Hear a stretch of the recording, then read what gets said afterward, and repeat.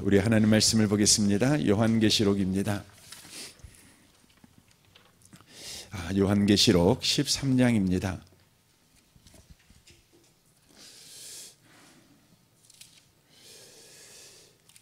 요한계시록 13장입니다.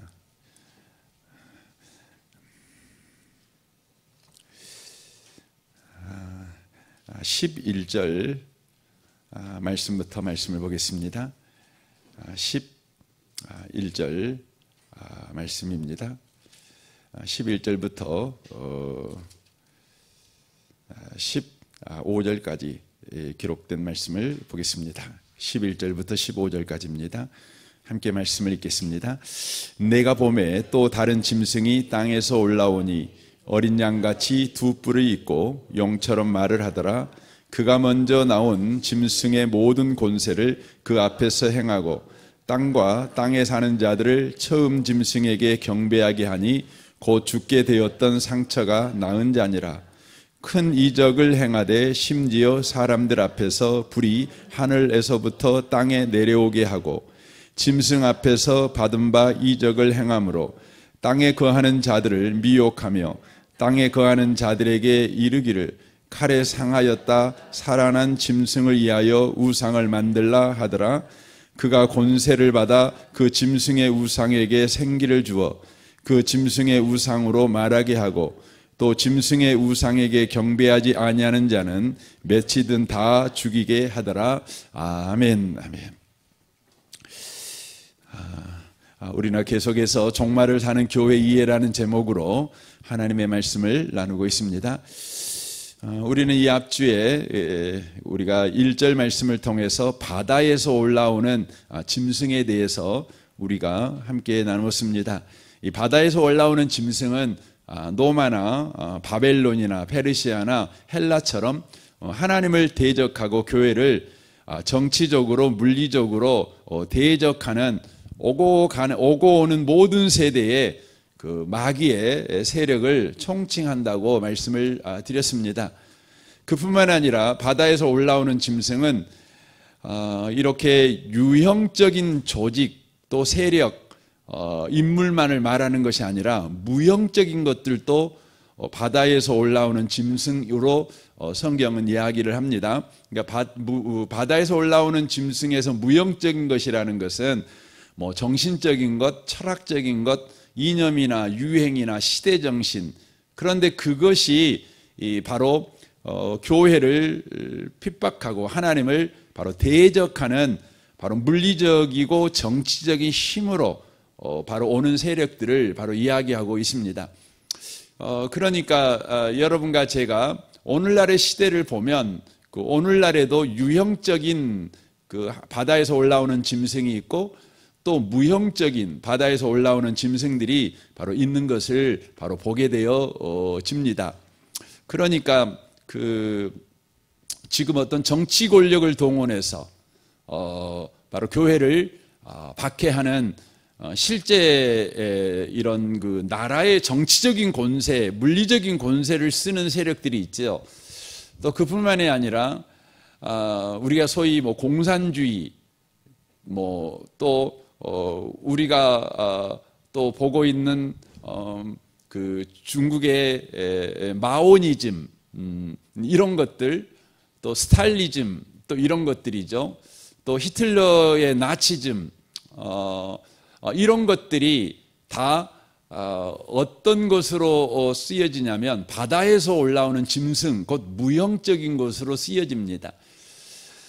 지금 이 시대에서는 우리가 그 인권이라고 하는 시대 정신을 가지고 교회를 대적하지요. 하나님의 말씀을 또 무시하고 있는 것을 바로 보게 되어집니다. 페미니즘도 그런 한 아류에 속한다, 이렇게 말씀을 드릴 수가 있는 것이죠. 남자는 남자여야 되고 여자는 여자여야 되잖아요. 여러분 양성평등, 그것은 올바른 것입니다. 하지만 성평등, 그것은 잘못된 것입니다. 이 성평등이라고 하는 것은 양성평등을 깨버리는 것이죠. 세상에 존재하는 것은 남성과 여성만 존재하는 것이 아니라 세상에는 자기가 어떤 성을 가졌다라고 말을 한다면 그 성마저도 성으로 인정해야 줘야 된다는 수많은 성이 존재한다. 이렇게 인정하는 것이에요. 그러니까 자기 소견에 오른 대로 내가 아침에는 남성이고 오후에는 내가 여성이 됐다가 또 저녁에는 시간에 따라 남성 여성 됐다가 나는 여자 화장실도 갈 수 있고 남자 화장실도 갈 수 있고 뭐 남탕도 들어갔다가 여탕도 들어갈 수 있고, 그러니까 자기 소견에 오른 대로 자기 성을 그때그때마다 결정하는 것을 인권으로 존중해 주자. 이게 뭐냐면 성평등입니다. 성평등. 여러분과 저는 그 성평등을 주장하는 이 세대의 시대 정신에 우리는 동조하지 않습니다. 우리 양성평등을 동조합니다. 남성도 여성도 하나님의 형상으로 지음받은 존귀하고 보배로운 자라는 것에 대한 바로 그 태도를 가지고 우리는 가야 된다고 하는 것이죠. 이것이 중요합니다. 지금 이재명 정부도 본인 말로는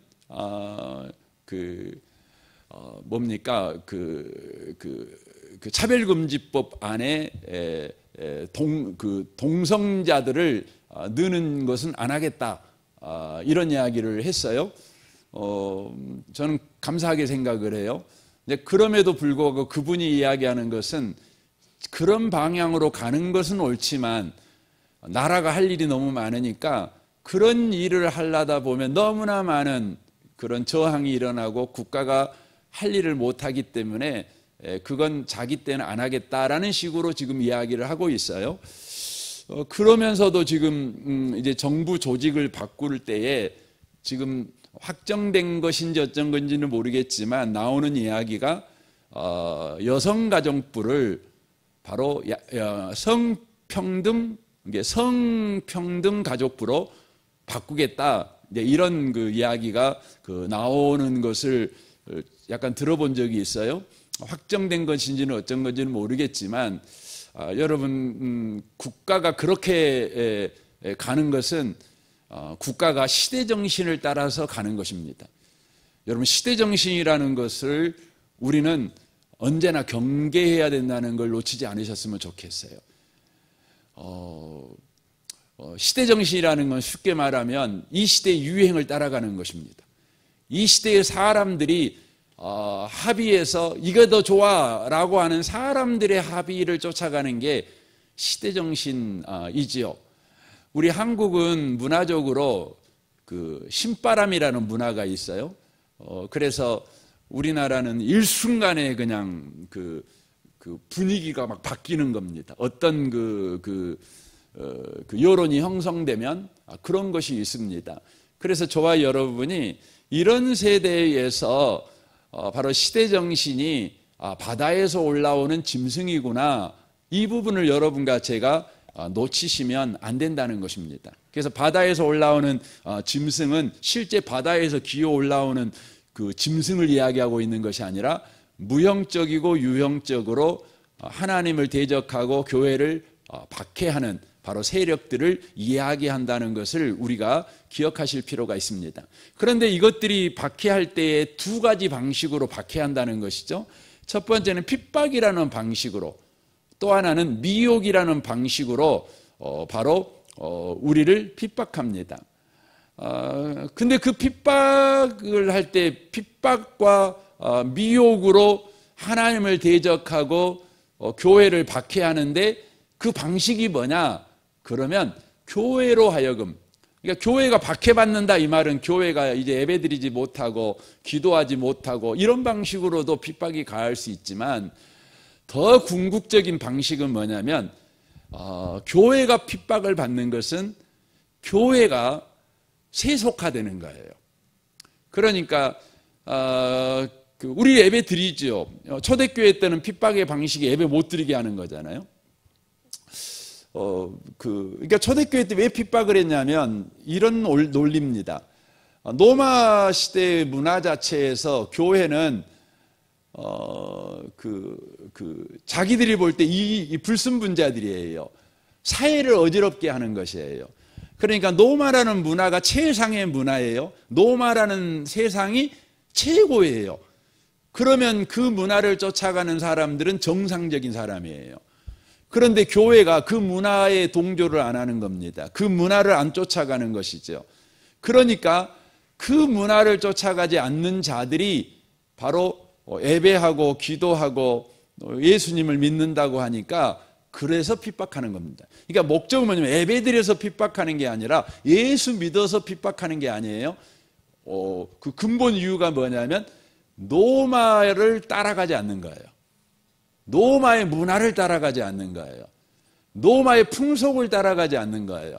로마의 삶의 방식을 따라가지 않는 거예요. 로마 시대 때는요, 그 부인이 있지만 정확하게 부인이 없어요. 내 부인이 내 옆 친구의 부인도 됐다가 뭐 그러는 겁니다. 왔다 갔다 하는 것이에요. 그러니까 성관념이 없어요. 또한 동성애도요, 뭐 맘대로 해요. 그냥 높은 관직에 있는 사람은 낮은 관직에 있는 예쁘장한 그 미소년을 보면 그냥 성적으로 취하고 그러는 겁니다. 이게 동성애가 로마 시대 때는 그냥 상식이에요. 그리고 로마 군인들은요, 그것들을 강조했어요. 왜냐하면 여러분 옆에 있는 이등병이 내 애인이에요. 근데 전쟁을 하다가 이 애인이 문제가 생겨요. 그럼 이 애인을 보호해야 되잖아요. 그러니까 로마 사람들이 생각을 할 때에 군대 내에 동성애가 있으면 전투력이 더 상승한다고 생각을 했어요. 그래서 동성애를 장려했어요. 그런데 기독교인들은 어떻게 해요? 동성애는 죄예요. 죄지요. 못 따라가요. 내 여자를, 내 아내를 다른 남자한테 줄 수 없지요. 또 다른 여자를 내 아내로 내가 또 받아들일 수 없지요. 한 남자가는 한 여자하고 결혼해야죠. 우리는 성경이 말하는 거잖아요. 그러니까 그거 따라가는 거예요. 그러니까 안 하는 겁니다. 여러분, 뇌물 주는 건 상식이었어요. 근데 기독교회는 안 해요. 그러니까 요즘 시대의 잣대로 보면 그 기독교인이 더 옳은데, 더 맞는데, 저 로마 사람들 문제 있어, 이렇게 하지만 당시의 로마의 그 문화에서 봤을 때는 기독교는 바로 로마의 최고의 문화를 바로 숭배하고 좋아하고 따라가지 않는 거예요. 오늘날도 마찬가지예요. 여러분, 오늘날도 교회가 핍박을 여러분 받는다는 건 뭐냐면, 궁극적으로 그래요. 교회가 세상을 안 좋아하는 거예요. 그러면 핍박을 받아요. 그러면 세상에서 교회를 핍박하지 않는 건 뭘까요? 교회가 세상을 추구해요. 세상의 힘을 추구해요. 그러면 여러분, 교회는 핍박을 받을 필요가 없죠. 여러분, 세상이 추구하는 힘은 뭡니까? 다른 거 아니죠. 권력이죠. 돈이죠. 쾌락이죠. 이게 세상의 힘입니다. 교회가 여러분 그걸 같이 추구하면 핍박받을 필요가 없죠. 그런데 세상이 교회를 핍박을 하는 이유가 뭐냐면, 왜 너희들은 세상이 추구하는 힘을 추구하지 않아? 세상이 좋아하는 걸 너희들은 좋아하지 않아? 이러는 것이죠. 그래서 핍박을 여러분 한다는 것을 우리가 놓치시면 안 되는 것입니다. 그래서 이 마지막 세대를 살아갈 때에 우리 그리스도인들이 분별력을 가지고 항상 분별해야 되는 것이 뭐냐? 그러면 우리가 세상을 추구하고 있는가? 아니면 우리는 성경을 추구하고 있는가? 이걸 늘 점검해 보셔야 돼요. 바다에서 올라오는 짐승은요, 핍박과 미혹을 통해서 우리로 하여금 궁극적으로 세상을 추구하게 만드는 거예요.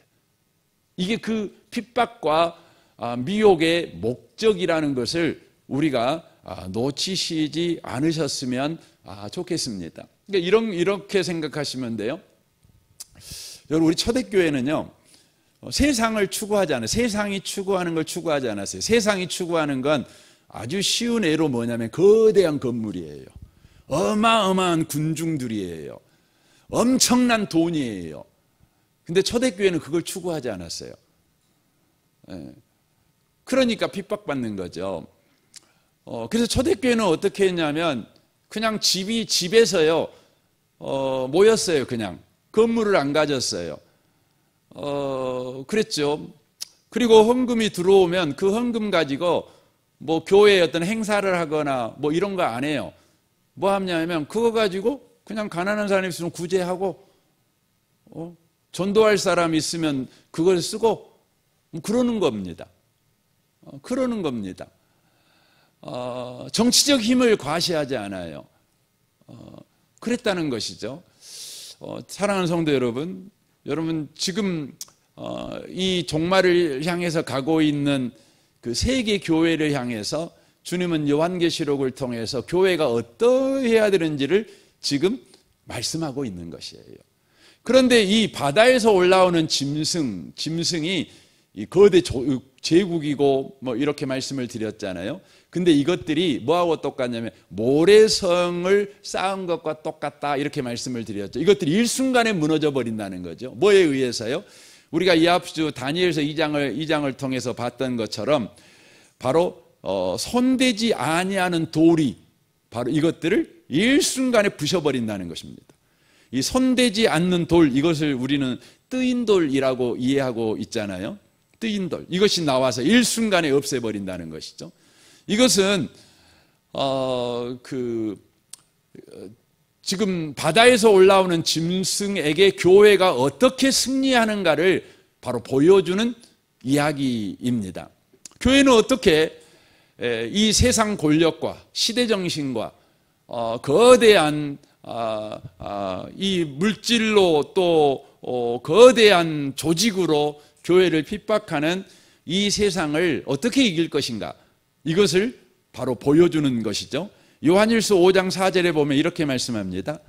무릇 하나님께로부터 난 자마다 세상을 이기느니라. 세상을 이기는 승리는 이것이니 우리의 믿음이니라. 예수께서 하나님의 아들이심을 믿는 자가 아니면 세상을 이기는 자가 누구냐라고 돼 있어요. 그러니까 어떻게 우리는 이기느냐? 예수를 하나님의 아들로 믿는 믿음으로 이긴다는 거예요. 이게 무슨 의미냐면 여러분 생각해 보세요. 여러분 예수님이라는 분은 하나님의 아들이잖아요. 근데 이 세상에 오셔갖고 보여주신 예수님의 모습은 저게 진짜 하나님의 아들일까? 이런 의심을 갖게 만드는 바로 모습이셨어요. 이사야 53장에 보면 예수님의 모습, 이 땅에 오신 하나님의 아들이신데 구원자이신데 예수님의 모습이 어떠한 모습인지를 이렇게 보여줘요. 연한 순 같고 마른 땅에서 나온 줄기 같아서 고운 모양도 없고 풍채도 없은즉 우리의 보기에 흠모할 만한 아름다운 것이 없도다. 그는 멸시를 받아서 사람에게 실어버린 바 되었으며 강고를 많이 겪었으며 질고를 아는 자라. 마치 사람에게 얼굴을 가리우고 보지 못함을 받은 자 같아서 멸시를 당하였고 우리도 그를 귀히 여기지 아니하였도다 라고 되어 있어요. 여러분 하나님의 아들이라면 어떻게 우리에게 나타나셔야 됩니까? 하늘의 천군 천사를 대동하고 감히 우리가 얼굴을 들을 수 없을 만큼 영광과 영광으로 바로 감싼 그 모습으로 우리에게 나타나셔야 되잖아요.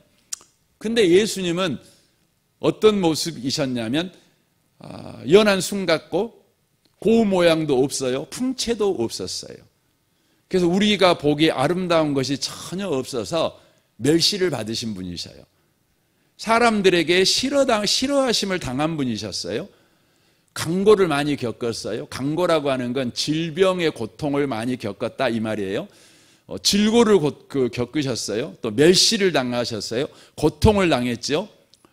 그리고 어떻게 됩니까? 십자가에서 죽어버리셨어요.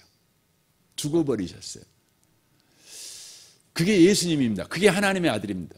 근데 그 하나님의 그분을 우리가 하나님의 아들로 믿으면 어떻게 된다고요?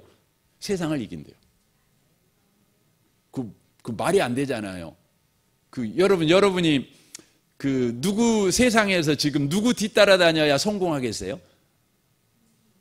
역사적 인물 가운데 있다면 세상에서 여러분이 안 죽고 여러분이 가는 곳마다 승리자가 되게 하는 사람이 누구겠어요? 뭐 당장 저 같이 생각하면 징기스칸 뒤에 쫄쫄쫄 따라다니면 내가 패배할 일이 없겠죠. 그렇죠? 패배할 일이 없겠죠. 근데 여러분 예수님 쫄쫄 따라가면 어떻게 될까요? 어떻게 돼요? 여러분 예수님 십자가에 죽어버렸다니까요. 그러면 여러분 예수님 따라가면 어떻게 돼요? 우리도 죽지요. 우리도 죽지요. 이것이 뭐냐? 세상을 이기는 방식이라는 거예요. 세상을 이기는 건 어떻게 있냐? 예수가 하나님의 아들이심을 믿는 거예요. 그 말은 여러분과 제가 예수가 하나님의 아들이야. 예수는 나의 주, 나의 하나님이십니다. 이런 막 고백을 하면 이긴다는 말이 아니라 예수님은 하나님의 아들이신데 그분이 십자가에 죽으셨어요. 근데 그분을 보면서 그분은 예수님은 하나님의 아들이십니다. 이렇게 믿는 사람이에요. 그러면 세상 사람들이 우리 보고 뭐라고 미친놈이라 그러겠죠. 세상 사람들이 우리 보고 이상한 놈들이라 그러겠죠. 그리고는 그래 너도 죽자. 그래서 우리도 잡아다가 십자가 못 박아 버리겠죠. 그런데 놀라운 건 그러면 이긴다는 거예요. 세상을 이긴다는 거죠. 그러니까 뜨인 돌이 제국을 이기는 방식이 뭐였냐면 뜨인 돌이신 예수님이 세상을 이기는 방법은 뭐였냐면 멸시를 받고 고난을 당해 십자가의 죽으심으로 세상을 이겼어요. 놀랍죠? 그런데 저와 여러분, 예수를 따르는 저와 여러분도 세상을 이기는 방식이 뭐냐? 똑같아요. 예수님처럼 고난당하고 십자가에 죽으면 이기는 것입니다. 그래서 오늘 보면 13장 5절에 그렇게 돼 있죠.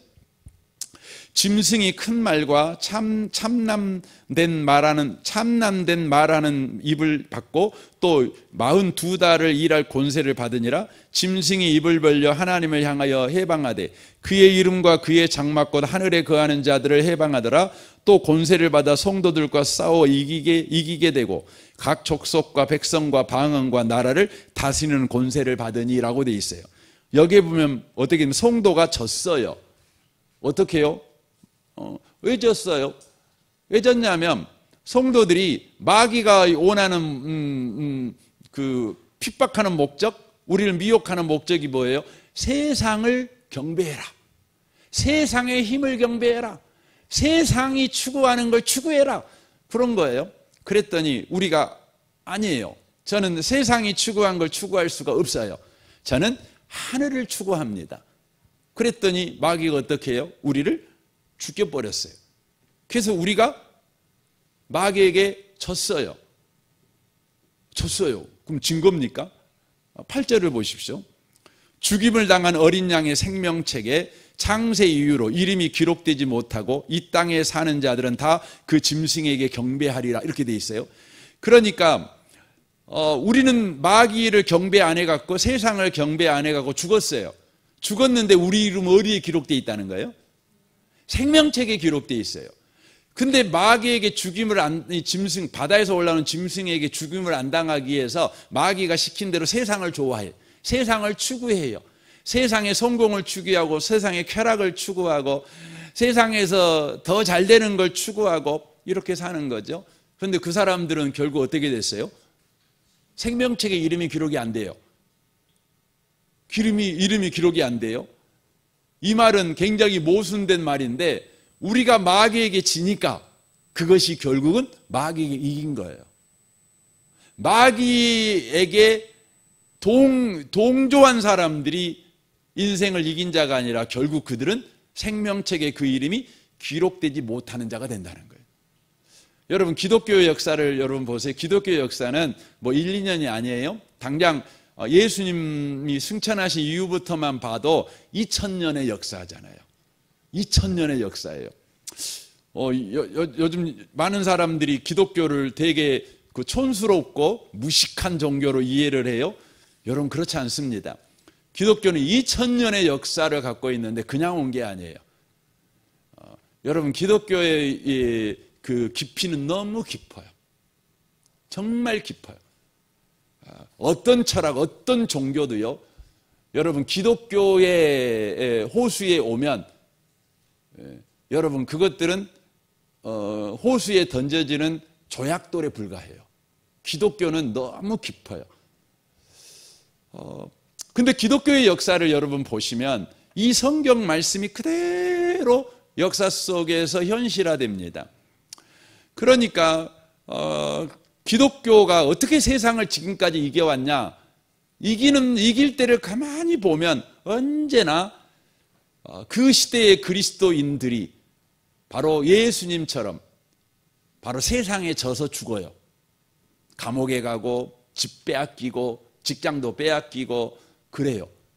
근데 신기한 건 뭐냐면 세상이 교회 앞에 무릎을 꿇어요. 그 구체적인 애가 초대교회잖아요. 로마는 거의 300년 동안 기독교를 박해했죠. 뭐 더 정확하게 한 250년 정도. 그러니까 313년에 기독교가 공인되어지고 392년에 기독교가 국교화가 되잖아요. 그러니까 공인되었다는 것은 이제 예수 믿어도 돼 이렇게 풀어준 거잖아요. 그러니까 312년에 그 일이 일어나기 전, 그러니까 64년부터 네로 황제의 박해가 구체적으로 일어났잖아요. 그 전부터 박해가 있었지만, 그러니까 거의 300년 동안 박해가 있었어요. 기독교인들은 예수를 믿는다는 이유 그 하나만으로 사형을 당했어요.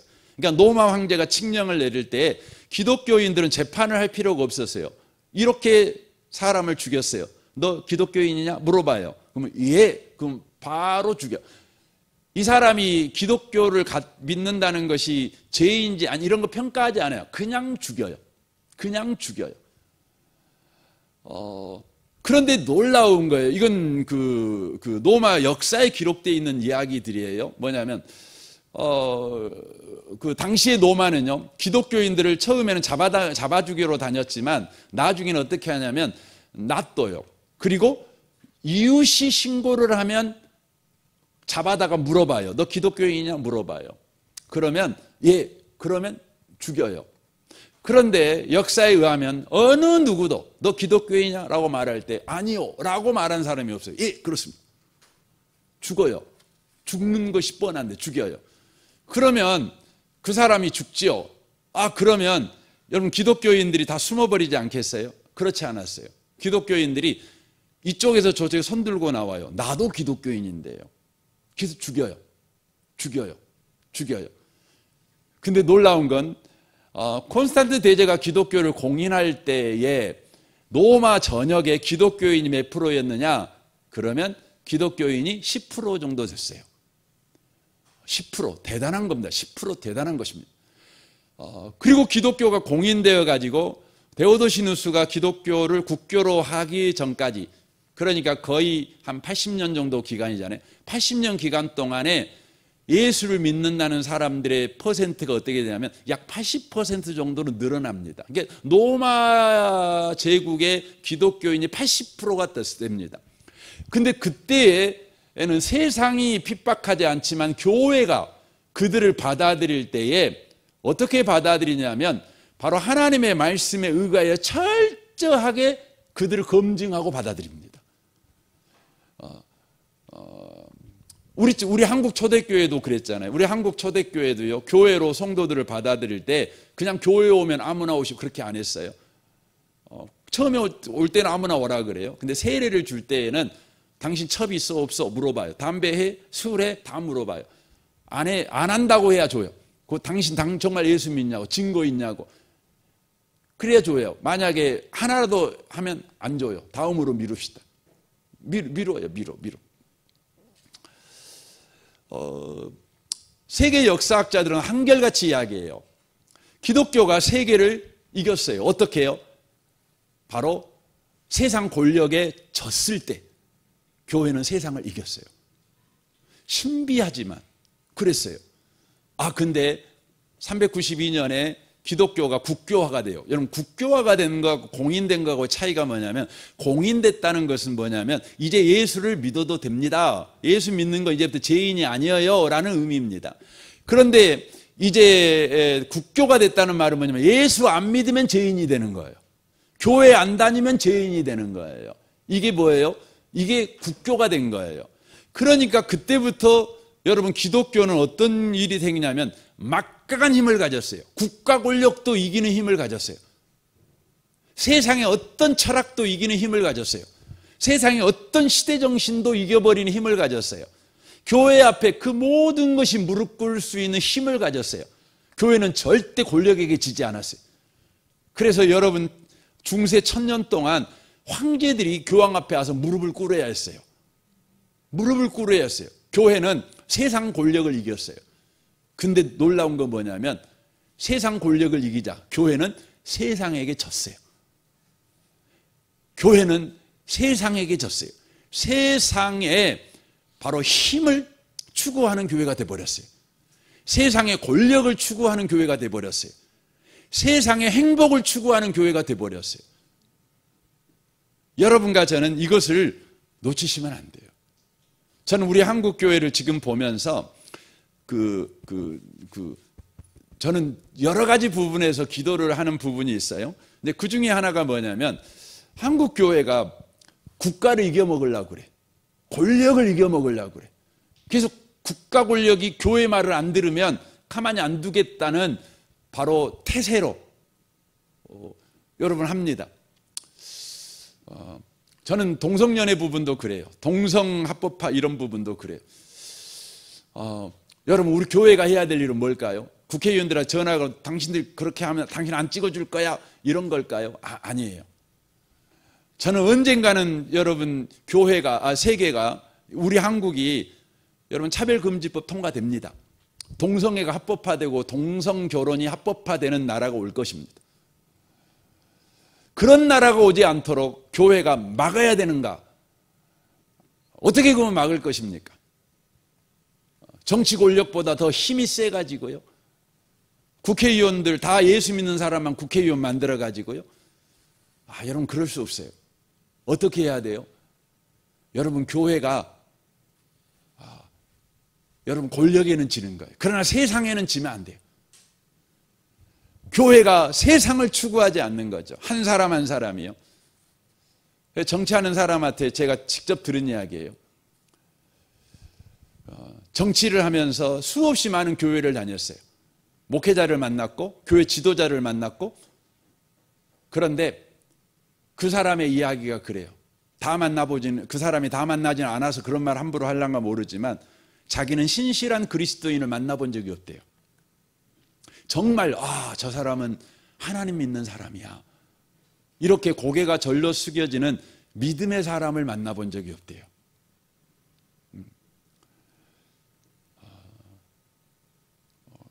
정치적인 분들이 너무 많고 권력지향적인 사람이 너무 많고 힘자랑하는 사람이 너무 많아요.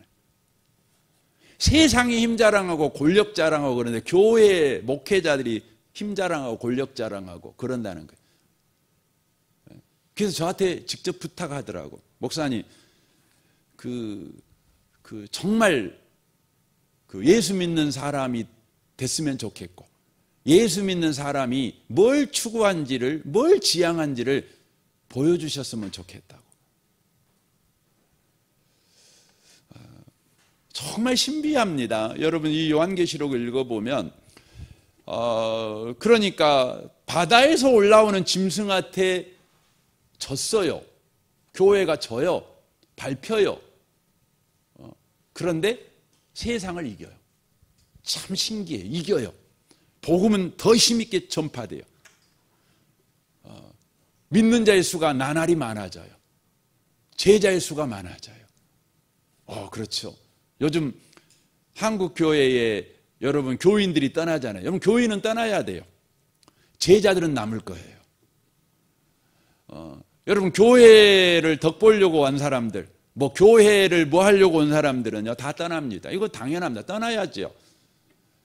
그러나 여러분, 제자들은 떠나지 않아요. 그렇죠. 오병이어 기적을 맛본 사람들은 다 예수님 떠나잖아요. 그런데 베드로는 말하잖아요. 영생의 말씀이 여기가 있는데 우리가 어디 갑니까?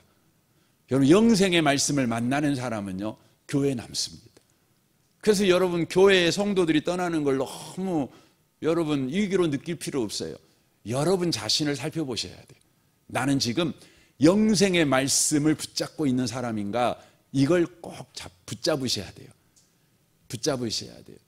여러분, 미국은요, 2008년부터 통계보다 2018년인가 10년 후에 통계를 해봤더니 교회에 출석하는 성도들 가운데 4천만 명이 교회를 떠났어요. 4천만 명이. 거기서 말하는 교회를 떠났다는 기준이 뭐냐면 1년이 지나도 한 번도 교회 예배에 참석하지 않는 사람들. 이게 그런 기준입니다. 4천만 명이 떠났대요. 그래서 이제 조사를 해봤어요. 왜 떠났을까? 뭐 여러 가지 이유가 있겠죠. 그런데 떠난 이유를 하고 했더니 찾아봤더니 나왔어요. 그 이유가 뭐냐? 두 가지로 그분들은 이야기하더라고요. 첫 번째, 냉전 시대가 끝나버렸기 때문에. 그러니까 91년도에 구소련이 무너졌어요. 공산 진영이 무너지고 절대 권력을 가진 미국이라는 나라가 이제 있게 된 것이죠. 그 전까지 소련과 서로 싸울 때 가장 중요한 것이 뭐였냐면 바로 기독교였어요. 기독교는 유물론을 반대하는 유일한 바로 사상을 제공했기 때문에 그래요. 그런데 이제요, 적이 사라진 거예요. 그러니까 사람들이요, 이제 평화로다. 우리가 신앙을 가져서 평화가 있는 것이 아니라 신앙이 없어도 미국이라는 강력한 나라가 세계를 지켜주고 있으니 우리는 하나님을 믿을 필요가 없어요. 그래서 교회를 떠났대요. 또 하나가 있는데 그게 뭐냐면 인터넷이래요. 인터넷을 통해서 바로 자신들의 필요를 다 체험받는 거예요. 체험받는 거죠. 과거에는 교회를 가야만 체험받은 것 중에 하나가 뭐였냐면 성도의 교제였어요. 그런데 이제 인터넷을 통해서 혹은 카톡을 통해서 얼마든지 교제를 하는 거예요. 상처받지 않는 교제가 가능해요. 그 갈등 없는 교제가 가능해요. 교회에서 얼굴 보고 하면 상처가 생기고 또 갈등이 생기고 그러잖아요. 그래도 교회 밖에는 외에는 교제를 할 데가 없으니까 그래도 울며 겨자 먹기로 그렇게 교제를 해왔어요. 그런데 인터넷의 발전으로 인하여서 이제는 상처받지 않고 교제가 가능해. 이제는 갈등 없이 교제가 가능해. 여러분, 카톡에서 이렇게 하면은 여러분 얼마나 좋습니까? 편하고 얼마나 좋습니까? 그러니까 사람들은요, 이제 미국이라는 초대 강대국을 통하여 평화를 보장받고 또 인터넷을 통해서 상처 없는 관계가 가능하니까 교회를 떠나기 시작했대요. 그건 결국 뭘 말하는 겁니까? 그들이 추구했던 건 뭐죠? 그들이 추구했던 것은 바로 평화예요. 행복이에요. 그들이 추구했던 건 뭐예요? 그냥 안전한 바로 교제였어요. 그들이 추구했던 것은 예수가 아니었어요. 세상이었다는 거예요. 우리가 이 부분을 놓치시면 안 되는 것입니다. 그래서 이 10절 이하를 보시면 계속해서 교회가 핍박받는 이야기가 계속해서 등장하고 있는 것을 바로 보게 되어집니다. 왜냐하면 교회가 핍박받는 것이 바로 세상을 이기는 방식이기 때문에 바로 그렇다고 하는 것이죠. 그리고 11절 오늘 말씀을 좀 보겠습니다. 오늘 말씀은 조금 최대한 좀 빨리 나누겠습니다. 11절에 보면 내가 봄에 또 다른 짐승이 땅에서 올라오니, 1절에서는 바다에서 올라오는 짐승이 있었는데 11절에서는 땅에서 올라오는 짐승이 있는 것을 보게 됩니다. 근데 그 짐승은 새끼 양같이 두 뿔이 있고, 그러니까 예수님 흉내를 내고 있다는 것이죠. 그런데 용처럼 말한다, 이렇게 되어 있습니다. 그런데 예수님 흉내를 내고 용처럼 말을 하는 이 짐승의 목적이 뭐냐? 12절에 보면 저가 먼저 나온 짐승의 모든 권세를 그 앞에서 행하고 땅에 거하는 자들을 처음 짐승에게 경배하게 하니 곧 죽게 되었던 상처가 나은 자니라 라고 돼 있어요. 그러니까 이 땅에서 올라오는 짐승은 예수님의 흉내를 내고 용처럼 말을 하는데, 그렇게 하는 목적이 뭐냐? 먼저 나온 짐승을 바로 경배하게 만들기 위해서. 먼저 나온 짐승이 뭐였죠? 바다에서 올라오는 짐승이었죠. 그러니까 땅에서 올라오는 짐승은 바다에서 올라오는 짐승을 경배하기 위해서 활동하는 바로 짐승이라는 것을 알 수가 있죠. 바다에서 올라오는 짐승이 뭡니까? 한마디로 하면 세상을 추구하는 거예요. 세상을 추종하는 거예요. 추종하게 만드는 자잖아요. 세상을 추구하고 추종하게 만드는 자가 그 바다에서 올라오는 짐승입니다. 그러니까 땅에서 올라오는 짐승은 바로 세상을 추구하고 추종하게 만드는 그 사람을 경배하게 만드는 거예요. 그 사람을 따라가게 만드는 것이죠. 그러면 땅에서 올라오는 짐승의 정체가 뭘까요? 계시록 19장 20장에 보면 성경이 그걸 말해줍니다. 19장 20절에 보면 짐승이 잡히고 그 앞에서 표적을 행하던 거짓 선지자도 함께 잡히니 이는 짐승의 표를 받고 그의 우상에게 경배하던 자들을 표적으로 미혹하던 자라. 이 둘이 산채로 유황불을 붙은 못에 던져지고 라고 되어 있습니다.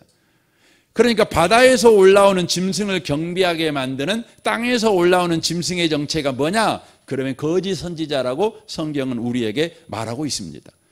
그러니까 잘못된 가르침으로 미혹하는 자들을 바로 지칭하고 있다는 것이죠. 잘못된 가르침으로 우리를 미혹해서 세상을 추구하게 만들고 세상을 추종하게 만들고 세상을 추앙하게 만드는 자, 그게 뭐라고요? 땅에서 올라오는 짐승이라고 하는 것이죠. 그래서 여기서 우리는 마귀의 세력을 그림으로 볼 수 있죠. 첫 번째, 어둠의 세력의 맨꼭대기에 있는 게 뭐냐? 그러면 용이죠, 용. 그를 옛뱀, 곧 사단이라고 하기도 하죠. 마귀라고 하기도 하죠. 그가 제일 맨 꼭대기에 있죠. 그리고 그의 사주를 받은 대리자가 있어요. 핍박과 미혹으로 세상의 힘과 성공을 추구하게 만드는 어떤 정치적이고 경제적이고 문화적이고 철학적이고 종교적인 세력이 있다는 거죠. 이게 바로 대리인 중간에 있는 그 세력입니다. 마지막 세 번째가 뭡니까? 그 밑에서 이 세력을 경배하고 추종하게 만드는 가르침을 하는 거짓 선지자들이 바로 있다는 것이죠. 거짓 신학자도 있고, 거짓 목사도 있고, 또 거짓 종교인들도 있고, 거짓 철학자들도 있고, 그러겠지요. 이런 사람들을 가르쳐 땅에서 올라온 짐승이다, 이렇게 바로 표현을 하고 있다고 하는 것이죠. 그러니까 거짓 선지자들은 한마디로 말하면 이 땅의 행복을 얻게 하기 위해서 바로 우리에게 가르쳐 주는 거예요. 이 땅의 성공을 추앙하게 만들고 이 땅의 행복을 추구하게 만드는 가르침을 끊임없이 하는 자들이 누구냐? 바로 이 사람들이 전부 다 땅에서 올라오는 바로 짐승이다, 이렇게 이야기를 할 수 있습니다. 그래서 요한계시록 1장 4절에 보면 이렇게 말합니다. 사랑하는 자들아, 영을 다 믿지 말고 오직 영들이 하나님께 속하였나 분별하라. 많은 거짓 선지자가 세상에 나왔음이라. 이로써 너희가 하나님의 영을 알지니 곧 예수 그리스도께서 육체로 오신 것을 시인하는 영마다 하나님께 속한 것이요 예수를 시인하지 아니하는 영마다 하나님께 속한 것이 아니니 이것이 곧 적그리스도의 영이라, 이렇게 말씀을 하고 있습니다.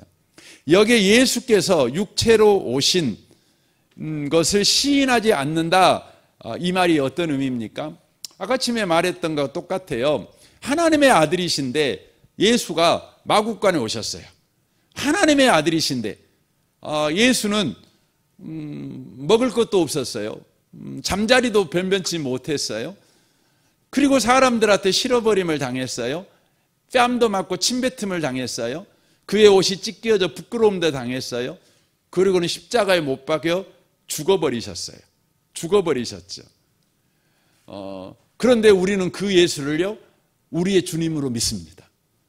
하지만 세상은 그 예수를 주님이라고 시인하지 않습니다. 왜 그럽니까? 세상 사람들은요, 자기가 추구하는 바와 예수가 산 삶이 너무나 달라요. 자기들이 추구한 삶은요, 멋진 차 타고 멋진 옷 입고 맛있는 음식을 먹고 그럴싸한 집에서 그렇게 인생을 사는 거예요. 무탈하게 인생을 사는 거예요. 누군가한테 무시 안 받고 인생을 사는 거예요. 누군가한테 인정받고 인생을 사는 거예요. 그런데 예수를 보고 예수님은 나의 구원자십니다. 예수님은 나의 왕이십니다. 예수님은 나의 주인이십니다. 이렇게 고백할 수는 없죠. 그렇죠. 나는 예수가 산 인생을 hak여나도 내 인생에서 살아가게 된다면 끔찍한 거 아니겠어요? 끔찍한 거 아니겠어요? 예수처럼 여러분이 산다면 그 인생이 얼마나 끔찍하겠어요? 그래서 어떻게 합니까? 예수를 시인하지 않아요. 육체로 오신 예수가, 바로 그렇게 십자가에 죽으신 예수가 나의 주님이십니다. 이렇게 시인할 수가 없어요. 이렇게 시인하지 않는 게 뭐예요? 적그리스도라는 거예요. 적그리스도라는 거예요. 이것은 2000년 전부터 왔어요. 그래서 인류 역사를 보시면 끊임없이 여러분 그 예수와 반대의 삶을 세상은 추구해요. 교회가 타락했다는 건 뭐죠? 교회가 바로 세상이 추구하는 걸 추구하는 거죠. 여러분, 교회가 부흥한다, 교회가 충만하다, 이건 뭐예요? 예수님이 추구했던 삶을 추구하는 거예요. 추구하는 것입니다. 그것을 바로 말하고 있는 것이죠. 그런데 이 땅에서 올라온 짐승이 어떻게 사람들을 미혹합니까? 그 13절 말씀부터 보시면 이렇게 되어 있어요. 큰 이적을 행하되 심지어 사람들 앞에서 불이 하늘에서로부터 땅에 내려오게 하고 짐승 앞에서 받은 바 이적을 행함으로 땅에 거하는 자들을 미혹하며 땅에 거하는 자들에게 이르기를 칼에 상하였다 살아난 짐승을 위하여 우상을 만들라 하였더라. 그가 권세를 받아 그 짐승의 우상에게 생기를 주어 그 짐승의 우상에게 말하게 하고 또 짐승의 우상에게 경배하지 아니하는 자들은 몇이든지 다 죽이게 하더라 라고 되어 있습니다. 그들이 지금 뭐 하고 있는 겁니까? 큰 이적을 행합니다. 하늘에서 불이 내려오게 합니다. 여러분, 땅에서 올라온 짐승, 거짓 선지자들이 저와 여러분으로 하여금 세상을 추구하고 추앙하게 만들고 하는 방법이 뭐냐? 이적을 행하는 것입니다. 이적을. 그래서 여러분, 이 마지막 세대의 여러분이 정말 조심해야 되는 게 뭐냐면 이적을 행하는 데를 조심하셔야 돼요. 이적을 행하는 자들을 조심하셔야 돼요. 기도해서 병 낫게 만들고, 기도해서 복 받게 만들어준다는 사람들. 여러분, 이 사람들은 굉장히 위험한 것입니다. 맨날 기적을 행하고 기적 같은 신앙생활을 약속해 주는 사람들은 여러분 거짓 선지자예요. 땅에서 올라온 짐승이라는 걸 놓치시면 돼요. 그래서 마가복음 13장 21절 이렇게 말해요. 그때에 어떤 사람이 너희에게 말하되 보라 그리스도가 여기 있다, 보라 저기 있다 하여 믿지 말라. 거짓 그리스도들과 거짓 선지자들이나 이적과 기사를 행하여 할 수만 있으면 택한 자들을 미혹하려 하리라. 너희는 삼가라. 내가 모든 일을 너희에게 미리 말하노라 라고 돼 있어요. 삼가라고 돼 있어요. 이 삼가라는 말은 영어 성경으로 보면 뭐냐면 눈을 돌리지 말아라 이 말이에요. 눈을 돌리지 마라, 쳐다보지도 마, 이런 의미입니다. 그래서 여러분, 마지막 세상에서 여러분과 제가 하늘의 소망을 두고 살아가는 방식이 뭐냐? 그것은 기적이 있는 곳에 눈길도 주지 않고 사는 것입니다. 저는 오카눈 목사님을 다 좋아하는 건 아니지만 그래도 참 이 부분에서 저는 오카눈 목사님을 귀하게 생각해요. 그분이 이제 죽을 병에 걸리셨어요. 죽을 병에 걸렸죠. 그랬더니 조영기 목사님 찾아왔어요. 찾아와가지고 목사님 제가 기도해 드릴게요. 그러면 하나님이 낫게 해주실 것입니다. 이렇게 말을 했어요. 그때 그분이 그렇게 말했어요. 아이고 목사님 괜찮습니다. 저 천국 가잖아요. 괜찮습니다. 그랬어요.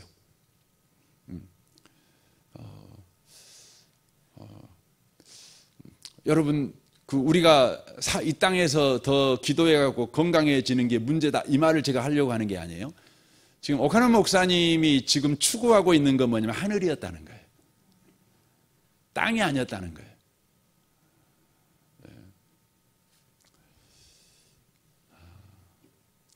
데살로니가 후서 2장에 보면 악한 자의 나타남은 사탄 활동을 따라 모든 능력과 표적과 거짓 기적과 불의와 모든 속임으로 멸망하는 자들에게 있으리니 라고 되어 있어요. 그러니까 악한 자들은 가장 앞세우는 게 기적을 앞세워요. 막 능력을 앞세워요.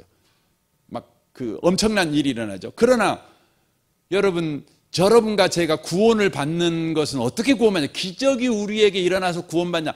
그렇지 않아요. 계속 들어보십시오.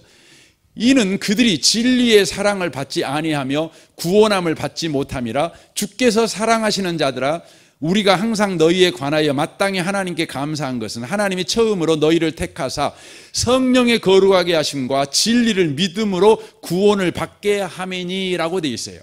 진리를 믿었다 이 말이 뭐예요? 복음을 들어서 복음을 믿었어요. 그냥 우리에게는 아무 기적이 안 일어났어요. 그런데 복음 듣고 그냥 믿어졌어요. 말씀 듣고 그냥 예수 믿어졌어요. 그것이 뭡니까? 감사할 일이다 이거예요. 이게 진짜라는 것이잖아요. 예수로 구원받은 우리에게, 복음으로 구원받은 우리에게는 사실 기적이 필요 없습니다. 저도 이 부분에 대해서 목회하니까 유혹을 많이 받습니다. 제가 목회자로서 좀 능력이 좀 많았으면 좋겠다. 제가 기도할 때마다 성도들이 착착착 나서버렸으면 좋겠다. 왜냐하면 성도들이 병 때문에 고통하는 걸 너무너무 제가 잘 알잖아요. 밤잠을 못 자잖아요. 낮보다 밤이 훨씬 고통스럽잖아요. 그런 분들 만나서 이야기 들어보면 너무너무 안타까워. 그래서 내가 정말 가슴치며 하나님 왜 나는 이렇게 능력 없는 목사가 됐을까요?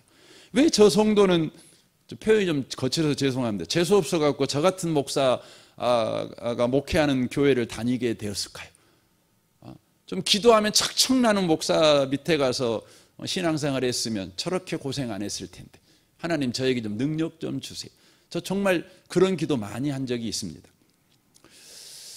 그런데 하나님이 성경을 통해 계속해서 말씀해 주는 건 뭐냐면 말씀이면 돼. 기적까지 동원을 해갖고 구원을 받는다면 그거 가짜예요, 가짜.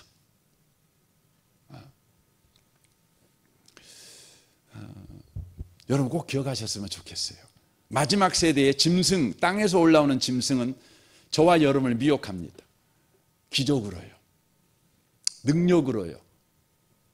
그래서 저와 여러분을 바로 이 땅에 안주하게 만듭니다. 이 땅에 소원을 두게 만듭니다. 여러분 예수 믿는 사람은요 더 오래 사는 걸 추구하지 않습니다. 하나님께서 그 생명을 주신 만큼만 살기를 원합니다. 부르시면 즉시 하고 가야죠.